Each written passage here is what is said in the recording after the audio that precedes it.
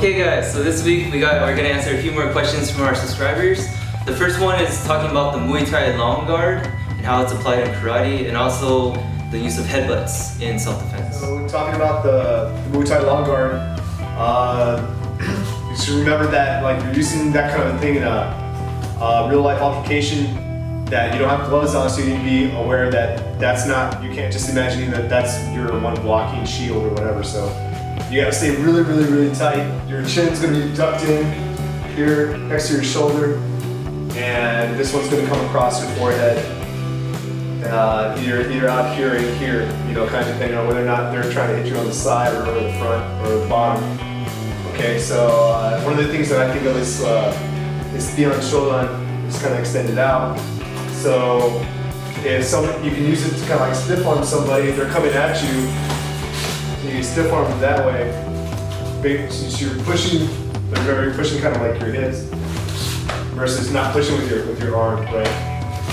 The other thing is that it allows you to, if you're quick with it, to grab and slip here, and this is guarded up, so you have a guard while you're coming in case he tries to hit this way, right?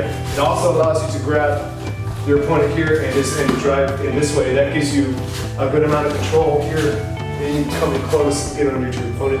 The only thing is, remember that if you don't want any things that have just keeping it out here the whole entire time, because if they're smart and trained, they'll grab your arm, you know, so you can't.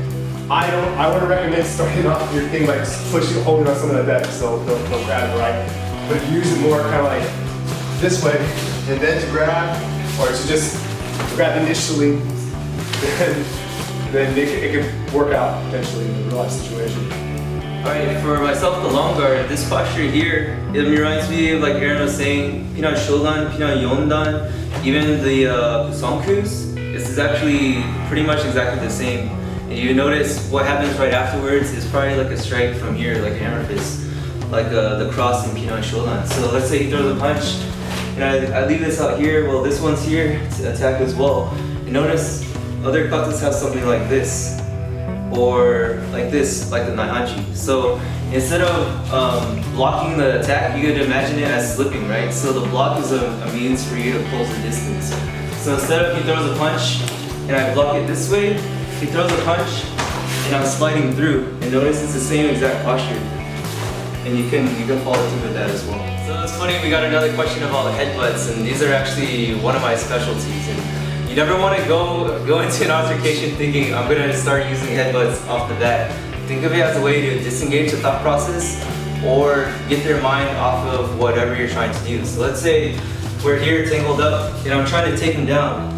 This doesn't work, but maybe I still want to get this trip in, but he's still very solid with his leg, right? So why not just use whatever is available, which is my head, and then I can take him down. So always think of it as a means of disengaging. Again, some other examples. I'm trying to take him down, it doesn't work. So I headbutt first and then I can try it again. So it's just think of it as an intermediate step between engaging the person and trying to take them down. It's gonna make everything a lot easier, a lot more efficient, because you don't have to try to muscle or anything. You're just using this part of your head, like the part where you're like heading a soccer ball, and just little touch,